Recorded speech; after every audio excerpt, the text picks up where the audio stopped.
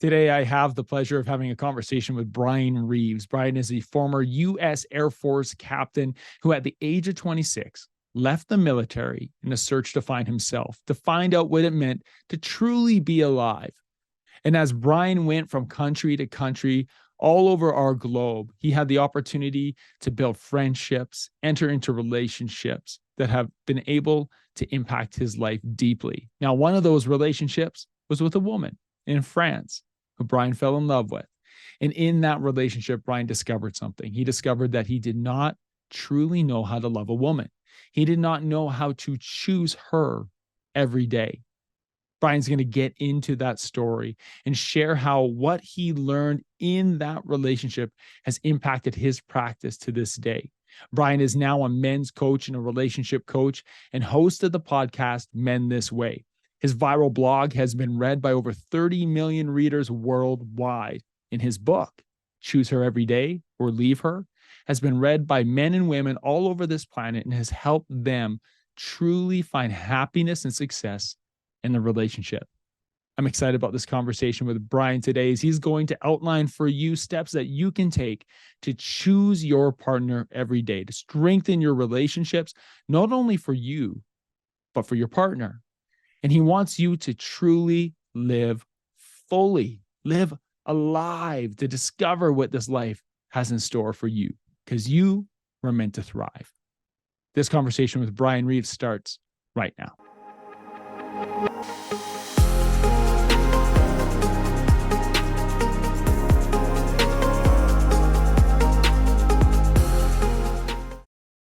Bryan, welcome to the Dad's Making a Difference podcast. Great to have you on today, man. Thank you, Cam. I'm glad to be here, man. Thanks for the invitation. Absolutely. I was sharing with you a little bit before we pressed record that I had first heard you on another podcast, on John Vroman's Front Row Dad's podcast. And there's guys listening to this who are familiar with that podcast. Yeah. But I heard your story, and your story is fascinating, and we can get into that in a moment. I heard your story, and then there was things you were sharing about being intentional, choosing your partner in your relationship, that intrigued me. And I began to go down the Bryan rabbit hole.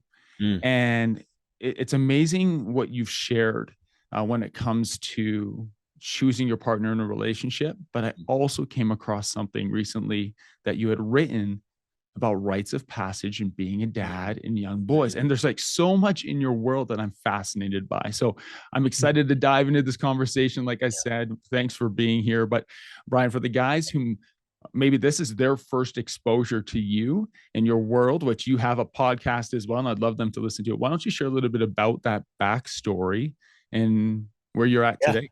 Okay, great. Well, thanks, Cam. Well, about just you sharing just what you just few words you just said there, man. I got chills. The rite of passage of becoming a father. I'll just upfront disclosure. I'm not currently a father, but my wife and I, for probably the last 2 years, have been in the initiatory rite of passage of attempting to become a father, and it's been a roller coaster ride. It has been. I mean, I even feel emotional just talking about it right now because, one of my closest friends just had a newborn baby, and I see you've got the Father's Day card, Happy Father's Day card behind you, and and it's not something that my wife and I are really ready to talk about publicly yet, but I'm pushing 50, man, and there's a part of me that is dying for fatherhood, and I don't know that it doesn't look like it's gonna happen in the way it naturally happens for many. So, I'm in that rite of passage right now, man, and it's man, just mad respect to all the men who have been in that rite of passage and are still in the rite of passage. I mean, it's like a lifelong rite of passage, isn't it? I mean, how old are your kids? Absolutely. My kids are 11 and my son turns 9 next Friday. So 9 and 11. Oh man, that's beautiful. You're right in the thick of it, man. Right in So the thick of it. well, as I said, I'm pushing 50. I'm 49, and man, what a journey it's been. It's just some of the highlights. I was a captain in the United States Air Force in my 20s, and that was an incredibly painful experience for me, actually. And in fact, it was very disconnecting. I mean, just growing up a boy in this culture, and I went to a technical aviation university called Embry-Riddle Aeronautical University, studied engineering, then went into the military, and just I was in a fraternity. I was president of my fraternity in college, but we're a bunch of dumb meatheads, boys raising boys. Yeah. Even fraternity hazing. What is that? But attempts to initiate each other into manhood. But it's Right. adolescence initiating adolescence. It just gets you more adolescent behavior.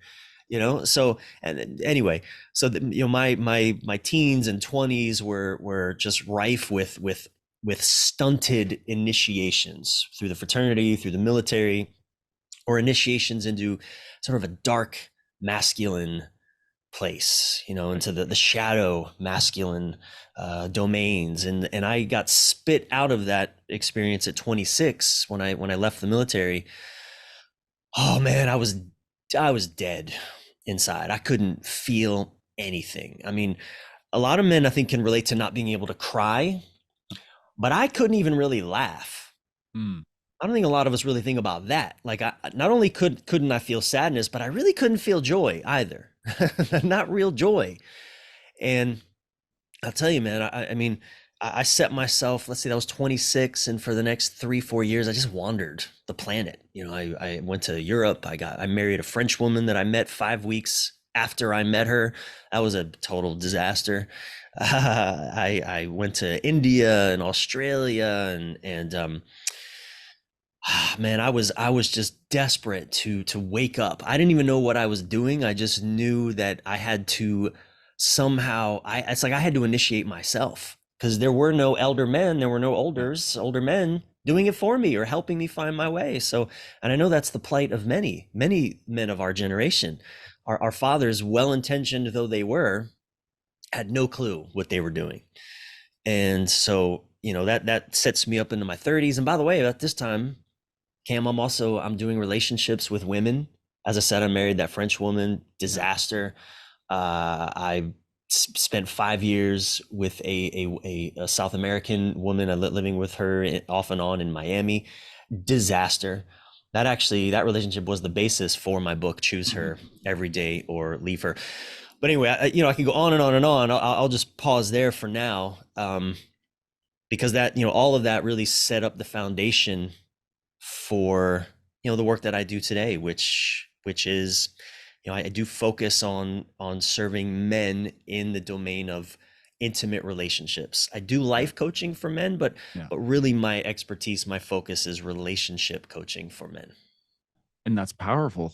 That's powerful stuff. Men need that right now. And I think it goes back to something that you just shared about your journey. You shared that you traveled, you went on all Yeah, these adventures, and you just shared that you didn't know what you were doing. And perhaps you were searching out this rite of passage to become a man yeah, without having the mentorship in place.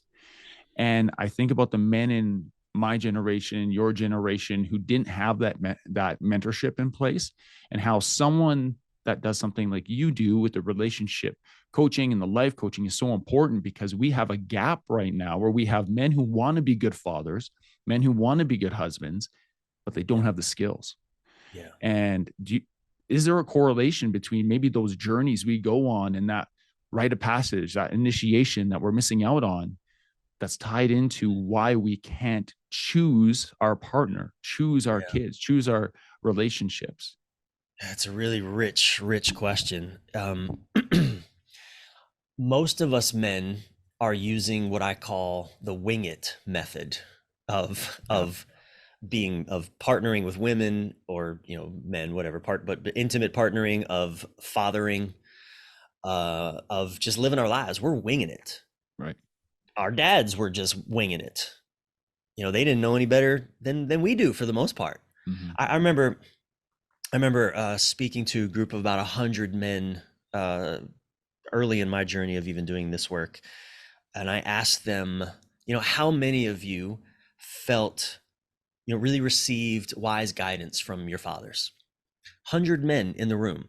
One hand, only one hand kind of went up. He kind of waggled it like this. Yeah.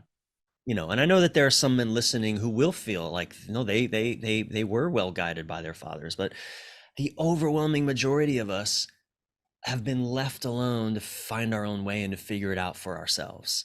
And look, we've learned how to build resilience. Right. We've learned how to survive. So many of us men are up to surviving our lives, surviving our relationships, just surviving even fatherhood.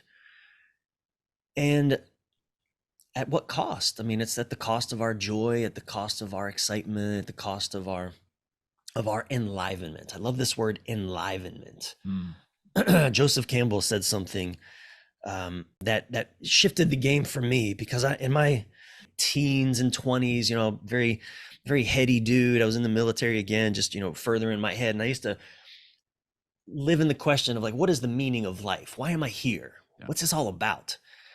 And Joseph Campbell said, I didn't come across this quote till in my 30s. And he said, I don't think people are actually searching for the meaning of life so much as they're searching for the experience of being alive. Wow. Oh, light bulb Good quote. moment. Like, yes, like that's exactly right. I want to feel my life. I want to feel enlivened.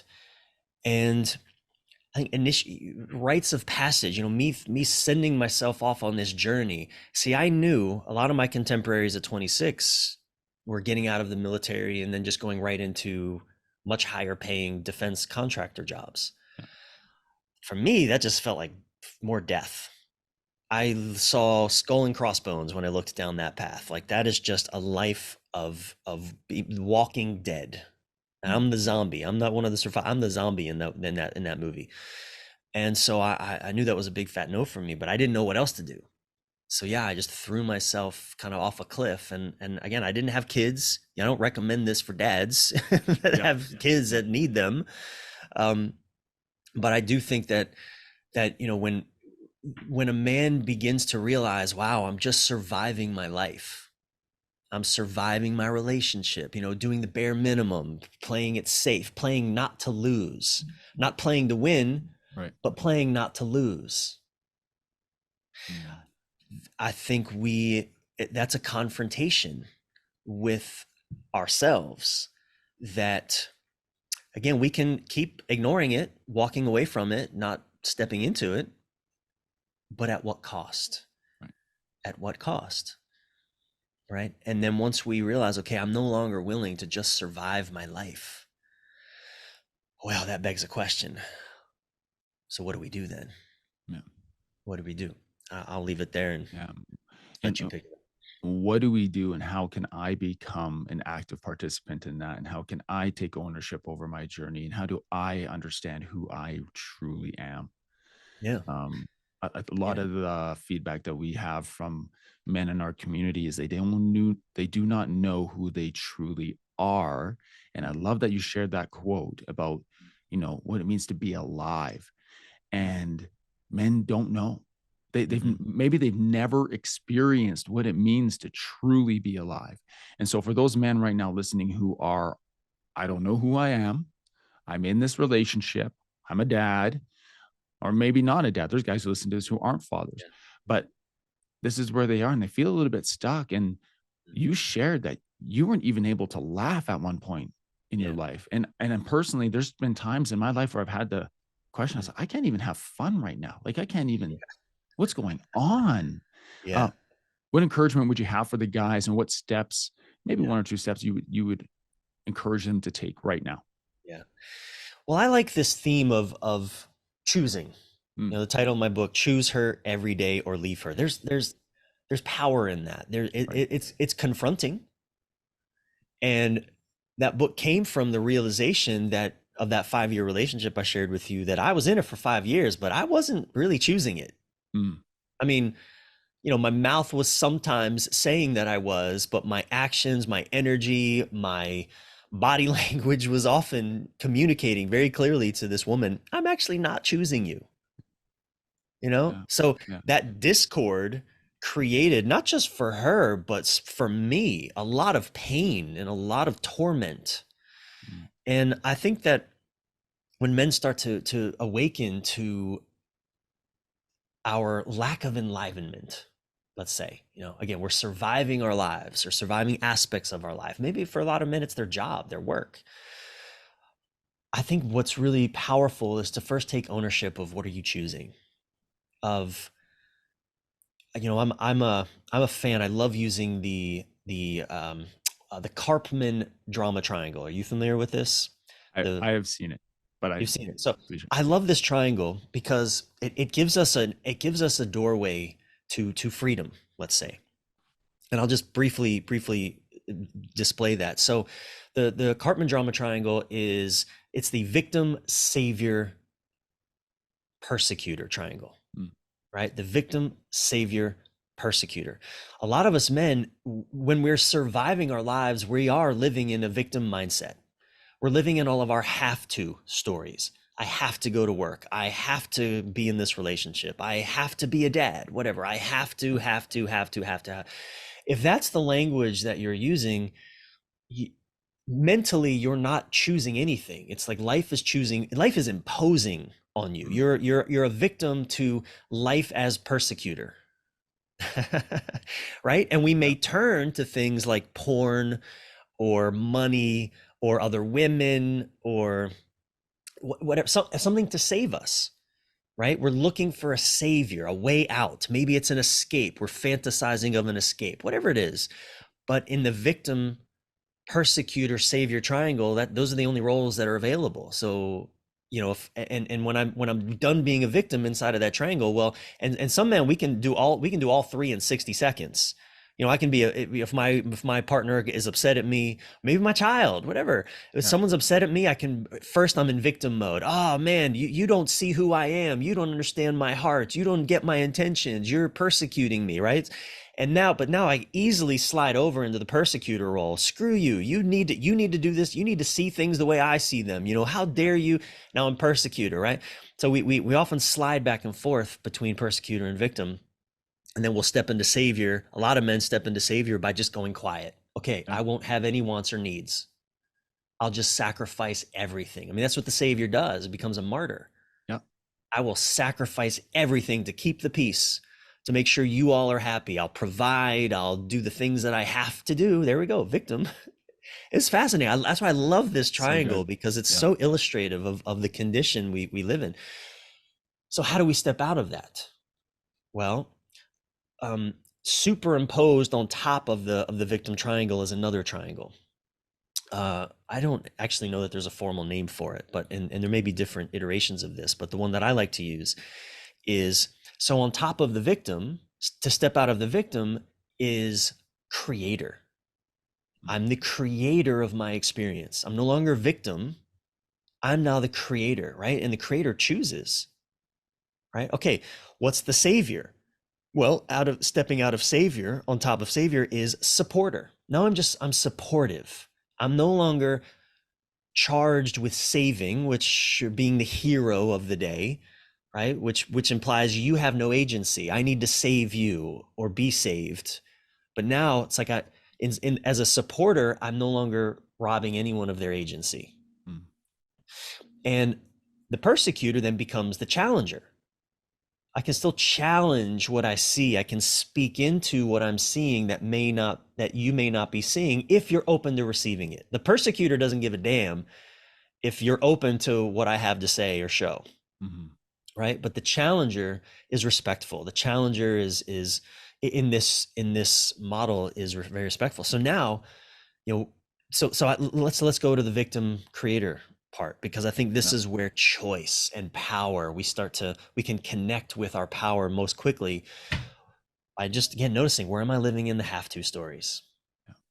Yeah. I have to do this, I have to do that, or I can't. Like in relationship, a lot of men, we keep quiet because we don't think we can speak up. I can't say what I really want to say. I can't feel what I really feel. I can't want what I really want. Mm. Yeah. Right? Victim. Because why? And I would invite men who can relate to that, fill in the blank. I can't speak up to my wife because blank would happen. Yeah. Well, what is that? It, Identify it. Let's an argument. It's too risky. Will she think different of me? What will it say about my character and my personality? Am I measuring up to the expectations of others? Like that all fits in there. Exactly. And so for many men, the result is paralysis. Mm. We just become paralyzed. and it's a downward spiral from there for us. And not only that, we are trying to, in that victim drama triangle, we're trying to keep the peace. Ultimately, is really at the end of it, we just want to feel good. But the opposite happens. Our partners lose trust in us. Children lose trust in us. I look at my own relationship with the different fathers I have. Um, most of my friends, we don't trust our fathers because our fathers also couldn't get out of that victim triangle. They were either playing savior. My dad is still playing savior. I mean, quite literally, my dad is caught on this trip to save the world. I can't. It's really difficult for me to be with him for any period of time because he's so caught up. He's damn near 80, and he's in a savior role that makes it really hard for me to be around him. Right? Because he's constantly then casting me in either the victim or the persecutor role, and I don't want to play any of those roles. Or I'm tempted to step into savior role to save him from himself, and he doesn't want that. Hey guys, I wanted to take a moment and talk about our community of DMD brothers in the DMD Mastermind. We are men who help each other to stay focused and intentional in our pursuits of personal, professional, physical, financial, emotional, and spiritual growth. We are a community of men who bring courage, wisdom, and transparency to unfiltered conversations that challenge us to be more impactful men, to be dads making a difference. We do this through our online and in-person events where men come together to speak into each other's lives and then turn around and do the deep work to create change in their families, in their businesses, and in the community around them. If you are wondering if this community might be right for you, you can find more information on the DMD Mastermind, and you can also book a call directly with me at dmdmastermind.com. Now, let's get back to our show. I want to go back to this, the language you just used in describing this triangle. Supporter, creator, challenger, the overlay of this triangle. Yeah. I think about supporter, I think about creator, I think about challenger. And as a man who may be in that victim triangle, who might be stuck in, that first layer, those three words are a little bit intimidating because each of them takes work, and they take intentionality, and they take a little bit of vulnerability to step out of what's the norm or what you've been comfortable with your entire life. Do you agree? 100%. Yeah. You were sharing the example of how we could go through that, savior, victim, persecutor role. And I think about how this happens daily sometimes to me. And I want to share a little bit of vulnerability with you. Oh, I love it. Let's hear it, Cam. I could be in the vehicle with my wife and we'd be driving out to the mountains where we love to play. And we're talking about all these adventures we want to have. And I do something driving and she'll make a suggestion. Well, I hate those suggestions. Maybe we take a right here, or maybe we should do this, or what speed are you going? And I go instantly from this dreaming about the day to in my head spiraling of why does she always do this? I don't like that. Why? I don't like it when she says that. Why did she say that? What is she getting at? And you start to spiral and then you go quiet. Yep. And so it happens in an instant. It's amazing. And you're challenging me right now to think in that moment, supporter, creator, challenger. Where do I fit into that? And I think it takes work. It really does take work. Well, look, my wife and I have the same dynamic. It's a little different. My wife actually gets nauseous in the car. Okay. She very, very sensitive system. And so, and I'm, I like to drive. She thinks I drive fast. I just drive where I'm comfortable. It just works. It works for me. I feel very safe on the road. So, we can get caught up in the same thing. And so notice this. So let's look at this. When we stay in the victim triangle, right? She immediately in my mind becomes the persecutor. When she says, why are you driving fast? Or she makes some comment that implies I'm doing something I'm not doing. She just became the persecutor. She may say I'm driving fast. I'm like, are you kidding me? I'm just driving what's comfortable. This ain't fast. Look, I'm not even the fastest person on the road. Look, this dude just passed me. How fast do you think they're going? This is real life shit Yeah. here, Cam, Yeah. right? It's real life. I get it. So, okay, so again, you can, there you are. And then again, the savior, just fine. I'll just shut it all down. I'll drive.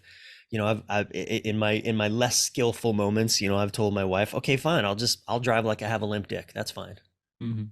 You know, Yeah. And you're just like, because I feel floppy if I'm gonna drive like an old grandpa. That yeah. doesn't feel enlivened, and I want to feel enlivened, Yeah. right? And driving can be enlivening if I do it in a way that is enlivening and not Yeah. unsafe. Agreed. I, you know, I'm 49. I started driving 14 actually. I've never had an accident, Cam, but my wife doesn't care about that. No. You know, she doesn't. And that's, you know, there's a whole other map we could explore here. We won't go down that path, the masculine and feminine map. I'll just, you know, Yeah. but briefly, the feminine doesn't give a damn about the past. It's like, Yeah. what is happening right now? Mm-hmm. The masculine takes all the data and says, I haven't had an accident for 30 years. Yeah. You know, we're fine. You're going to be okay. I know what I'm doing. Feminine doesn't give a damn about that. In this moment, I don't feel safe. Change. We need, like, Yeah. how do we? So, Sorry, I don't want to interrupt, but yeah. what you just said also points to something that I read that you wrote about danger and how men seek out this idea of danger Mm, just to know that it exists, just to mm, like almost to push us to know that that risk is there. yeah. Where that feminine energy, that Yeah. the women in her life are like they're aware of all the danger right away, and we just need to Oh, avoid it, right? yeah. And you're continually Well, like combating that way. there's and we'll come back because I want to finish Yeah, the story yeah. with the Sorry. in the driving because it's very instructive. But to this is also at play what you're pointing at.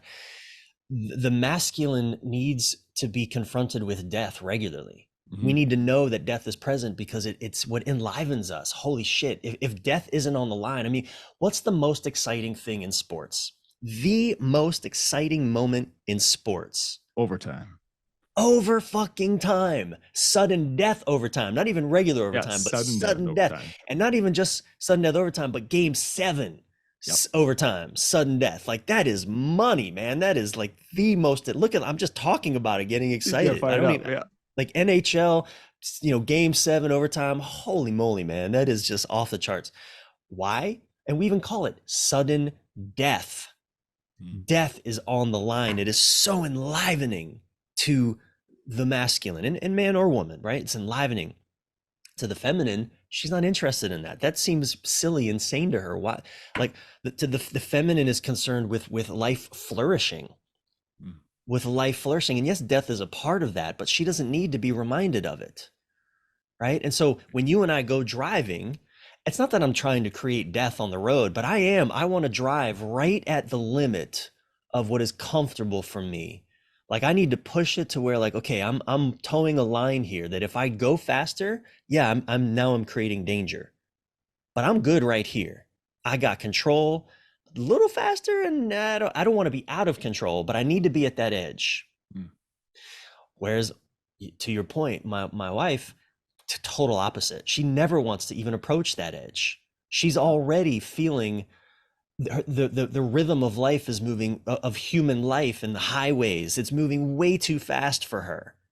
It's not natural. This is bizarre to her constitution, right? Yeah. So that is always at play. I mean, Cam, there's not one drive we take together where that's not at play. So I feel you. I Yeah. feel you, man. Yeah. Now, I, okay. I, Sorry, go ahead. I want to, we'll I was finish with gonna, the triangle, but what's coming up for you? I'm just thinking about the metaphor of driving and these choices and this back and forth Uh, to relationships, right? And to being in that moment and knowing that we may view things very differently. yeah. And we'll get back. I want to get back to the triangle. So before I ask the next question, which I want to come back to that choosing piece and that Yep. intentionality piece, because I'm very aware that when the inspiration for you writing your first blog that then went into a Yeah. book was, Mhm. it wasn't that you didn't love someone, it's you weren't Yeah. choosing them. Yeah. And there's a difference. And I want to, maybe we'll Yep. finish off with that, but let's go back to the triangle Sure. for now. So if if I want to just keep playing the same scenario out over and over again, which is her saying something that annoys me, so I'm the victim, but I'm going to step into the persecutor. It's like we just slide back and forth between victim and persecutor until one of us becomes the savior, and either she just shuts down and withdraws to Right. save the moment, which doesn't serve anybody, or I do. Mm. um Again, what's the way out of that? Well, what I say, that I have agency over is, well, how do I stop being a victim in this and become a creator? Mm. Okay, I want to create a new scenario that works for both of us, right? That I'm not saving her, but I'm also not persecuting her, Mm. consciously or otherwise. I mean, me driving in a way that doesn't feel safe for her, it doesn't matter if I feel safe. If she doesn't feel safe, well, I am by default kind of persecuting. I'm violating. I'm creating an unsafe condition for my wife. So, how do I then become creator of a new reality within which we are both served? And every couple's got to find their own way with this. I mean, what works for me won't necessarily work for another couple, but what does work for me, for example, is I want to create the conditions within which my wife feels safe, and I want to do so in a way that doesn't make me feel just floppy and lose my spine. I think this is a dilemma a lot of men face. How do I show up for the relationship? How do I help her feel safe in a way that I don't lose myself? I don't sacrifice my own enlivenment. I think a lot of men do that. We sacrifice our enlivenment for safety. And so, often what it really looks like, Cam, is just it does look like me slowing down, or it looks like me taking turns a lot more gently than I might otherwise. I like to, zip around curves.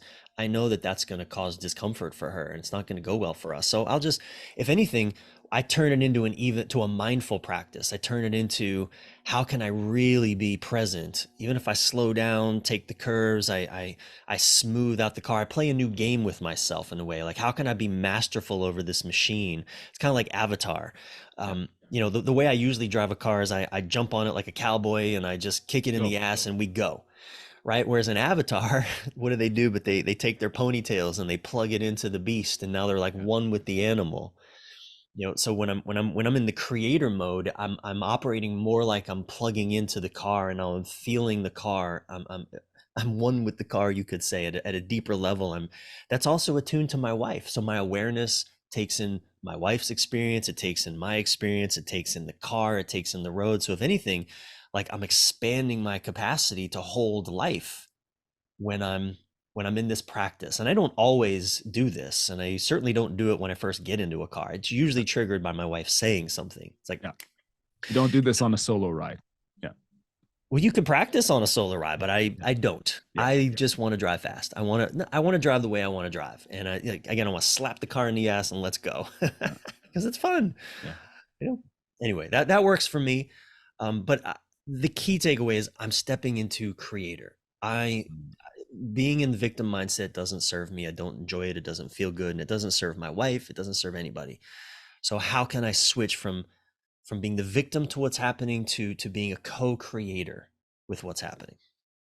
I like that. The co-creator. Um, you had a post recently where you said the importance of choosing what's good for we, not me, along those lines. Yeah. Um, and it just points to what you just said about being the co-creator in what we have. Yeah. And yeah, man, Well, that's, you've challenged me. This is great. I'm glad. Well, I mean, this is a question. This is another way of framing that question and I'll give this question to couples often, or even to men individually.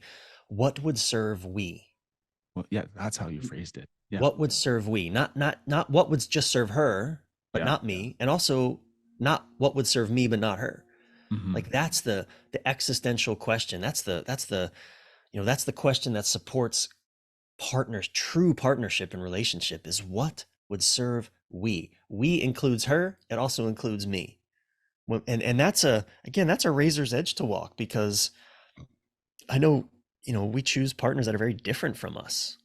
We don't choose ourselves. I would Right. hate living with me Yeah. as a as an As intimate an partner, as a partner. Yeah. so anyway, I think relationship is such a profound container for our growth. It's a spiritual path, being in relationship. because it forces us, if I mean it doesn't, well, it forces it forces us to confront the limitations of our capacity to love. And many of us turn away from those confrontations, and we just go where life is easier, but not as alive. Not as led. And you point to that in your first book, Tell the Truth, right? Tell Mm, the truth and let the peace, Peace, fall where it may. yeah, So good.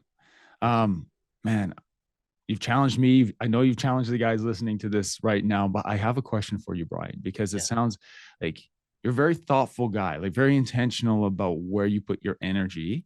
For Hmm. you as a man right now, what is one area of growth, personal growth, that you're excited about or you're diving into? Oh, Cam, I have spent most of my life, uh, what I call living in the longing, always wanting something else, something more than what I have, whether it was wanting, to make more money, wanting to grow a business, wanting to be a coach or have more clients, to, I don't know, on and on, to have the woman that I'm looking for, the dog, whatever, living in the longing. Well, I've reached a place, a couple years ago, it occurred to me, holy moly, I got everything. Mm, Essentially, I mean, I have yeah. achieved the dream. Whoa, now what? How do I just be with it? Because what also started to happen was my wife could feel my restlessness, Mhm. or, dare I say, the onset of boredom, right? Like, I've climbed the mountain. Men climb, mostly men like to climb mountains like Mount Everest. We'll spend months from the day we leave our doorstep to even have the possibility of summiting Everest, right? That takes months. But how many minutes do they get on top of the summit? Not many. 15? Yeah, Not not many. many. I don't exactly know, but it ain't many. Maybe 15, Yeah, 20 minutes before they got to start coming down. right.